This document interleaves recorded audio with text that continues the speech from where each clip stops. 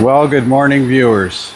Today we have a 2011 Ford Fusion Hybrid. It was towed in a couple days ago because the ABS system was acting up. The brakes weren't working properly. Several months ago I put an ABS module on this thing. I went to bring it in and the battery was completely dead. I gather it's been sitting for a week or 10 days. And there's no warning lights on now. I had to boost it with a booster battery. So it may have inadvertently cleared the codes from the ABS system. But we're going to put the scanner on it and scan it and see if there's any history codes. Doesn't appear to be anything current. The brakes seem to be working fine right now. So I've loaded the vehicle history. We're going to look at the service record last time. It's got 220,000 kilometers on it. As I said, it's a 2.5 hybrid. Let's look at when was the last time I scanned this thing.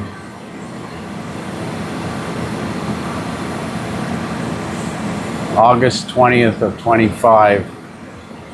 It had C0022, U3000, C0022 for a problem with the ABS module assembly. In the past it had broken speed sensor wires in the back, but that was quite a while ago. But let's do a code scan and see if there's any codes in history in the ABS system.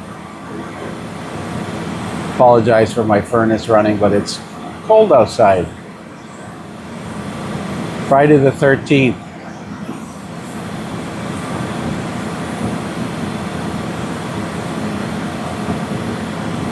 I can see the charging system is working. This doesn't have a conventional alternator. So you can see the P1000 code in the ECM. Low voltage in the transmission computer. C0021 brake booster performance commanded position not reached. Well, let's write that down.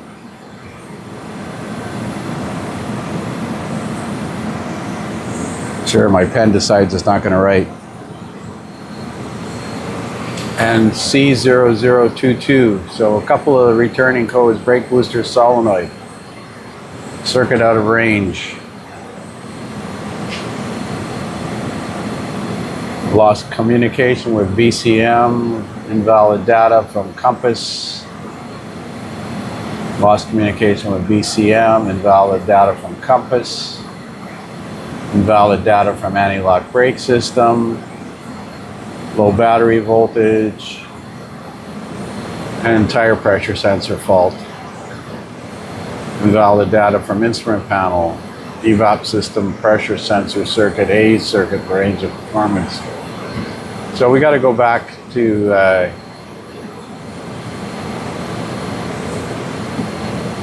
anti-lock brake system, C0021 and 22, 77 and 2D. Switch the key off. Let's try, see if there's any troubleshooter information in here.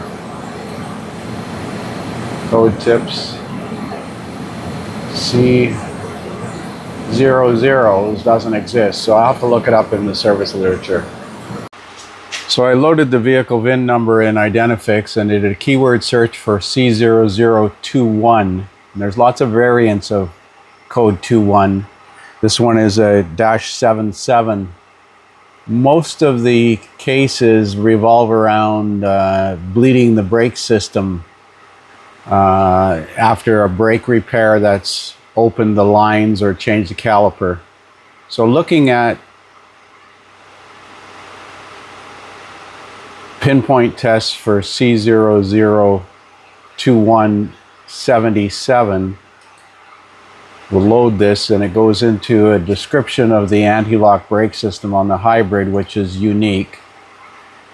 talks about all of the operational characteristics of it, stability control, steering wheel position. But here it says normal operation. So let's read this here.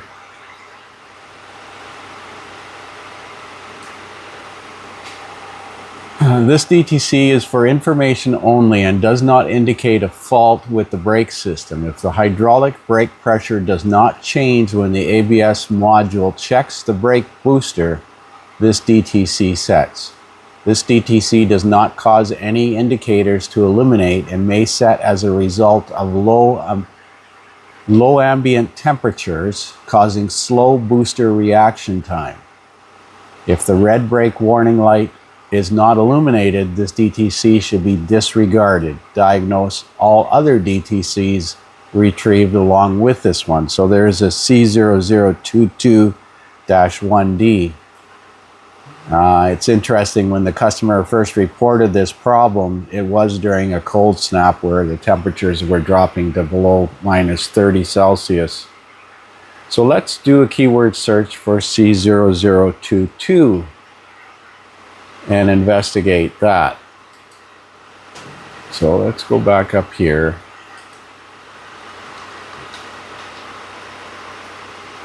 And search for C0022.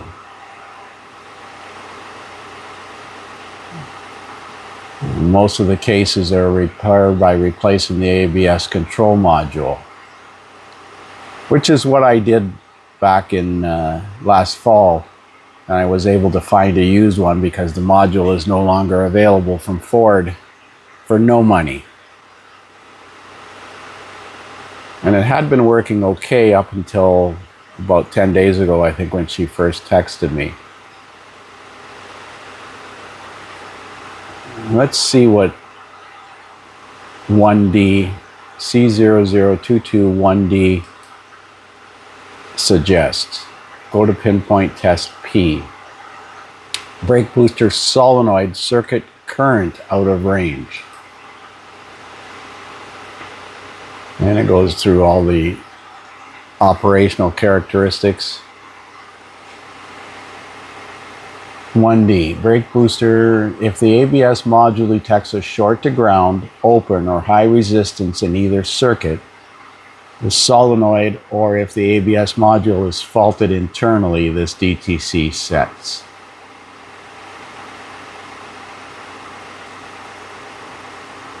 So disconnect the ABS module, disconnect the brake booster, use a good light source, inspect each connector terminal for any corrosion. Well, I just had that ABS module connector off, but I never had the brake booster C1602 apart. So inspect terminals. Record during inspection and verification. Is it present? Well, it's a history code now.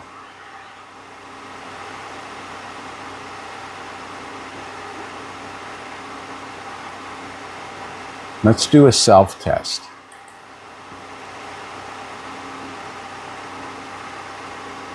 Let's go back.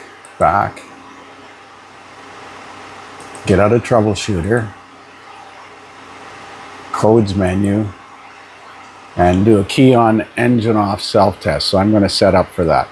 Turn the ignition off, engine off, and the key back on. So I'm going to clear the codes first. Exit and see if there's any memory codes. No codes. Let's do a key on, engine off, self-test. Do not start the engine. No codes present. So whatever generated this fault is intermittent. So I'm rereading this troublemaker chart here. And pinpoint test 2, it says review the DTCs from the ABS module during self-test. And I did a self-test and there's no codes reported. So it says is code 2213, 2214, or 221D present? The answer is no. And then it says if DTC 2211 or 2249 were retrieved, go to P4. If 2212 was retrieved, go to self-test P5. Doesn't say what to do if no codes are retrieved. But what that means now is that the problem that was there is not there now. So I'm going to have a look at the electrical schematic for the circuit and maybe check the wiring to the brake booster. So I'm reviewing a case history here. It says after the 12-volt battery was replaced due to being completely shot, the brake pedal is really hard and a crunchy feel, and there are multiple trouble codes stored in the ABS control module. And the test procedure suggests that before extensive testing, clear all the codes. And if the brake system operates normally afterward, the vehicle is fixed. So basically saying if the voltage supply to the ABS modules isn't sufficient at any time, it can set multiple trouble codes and go into limp mode until the codes are cleared from the system. So during that cold snap, if the vehicle 12-volt battery was low during a key-on event, it may have resulted in insufficient current flow for that brake booster solenoid. But I'm still going to look at the wiring diagram and inspect the connectors. So I'm looking for the diagram in Identifix, and I type in the keyword or acronym ABS, and it says not found. So then I type, this is searching all the OEM diagrams. I type in brake, and it says not found. So I go back to the home screen, and I go back to search OEM wiring diagrams, and it pulls up the first 10, which is all ground. So I'm going to load, there's 188 diagrams. So I'm going to load all 188. Automatic climate control, engine, horn, interior memory seats. Where's ABS? Power distribution, power mirrors, power remote keyless entry, vehicle dynamic system. I'll bet you that has the ABS diagrams. Let's look at that. There's 3 diagrams. Let's see if the ABS hydraulic unit is. Hey, look at that ABS system module. Way to go. So 4 wheel speed sensors on that diagram, 2 fuses. Let's check this one.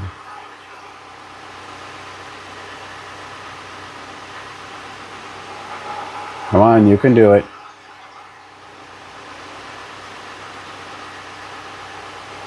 Vacuum pump relay, vacuum pump. Brake booster travel sensor, brake booster solenoid. So I would imagine that is the solenoid that they're referring to. And that is on the 1602. Yeah, that was the connector number. Where is that?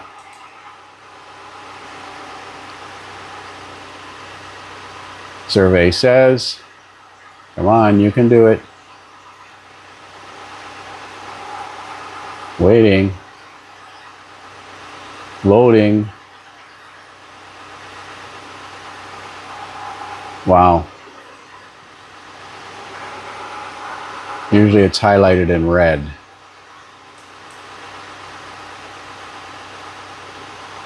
I don't see it. Oh, there it is, 1602.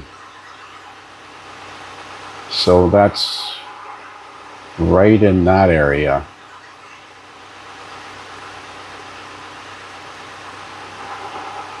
Behind the engine cover to the right side of the actual brake booster. So I'm going to have a look. So that's what the connector looks like. 6 terminals, kind of oval. Brake booster solenoid. Nope, my fender cover fell off. I think it's down there, right there. So we're going to have a look at that and see if there's any corrosion in that connector. So that connector I pointed to on the vehicle is actually the brake booster vacuum sensor. And I need the brake booster solenoid. So it says it's to the right of that, because I unplugged that connector, and it's actually this one. It has 4 wires in a row, and 1602 has basically a similar shape, but it has 6 wires, 6 cavities, only 2 wires. That's dumb. Why would they have 6 cavities but only 2 wires used? Well, I'll keep looking.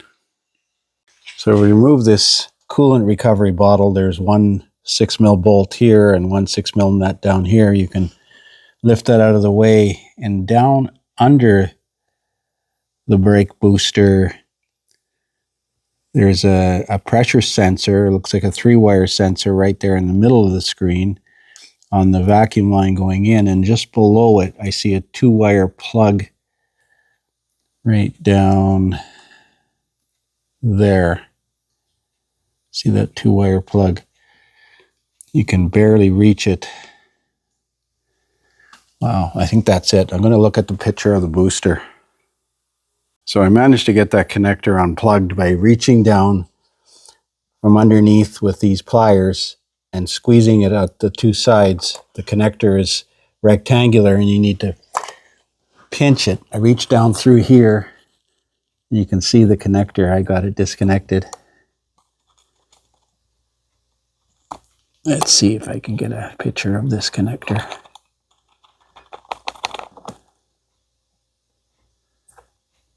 It looks pristine. And there's only 2 wires in it. I'm going to check resistance of that solenoid. So I disconnected the ABS module and measured across pins 17 and 31, which is the circuit that goes to the solenoid. And I read about 2.7 to 3 ohms, which is in spec. I'm looking at data, and there is a data parameter here that says ABS booster solenoid current. So I'm assuming that if I apply the brake a couple of times and make that solenoid work, I should see current. The system voltage is 14 volts because it's running now, so that would be about 4 or 5 amps. I'm holding the brake pedal down. I'm applying it several times repeatedly.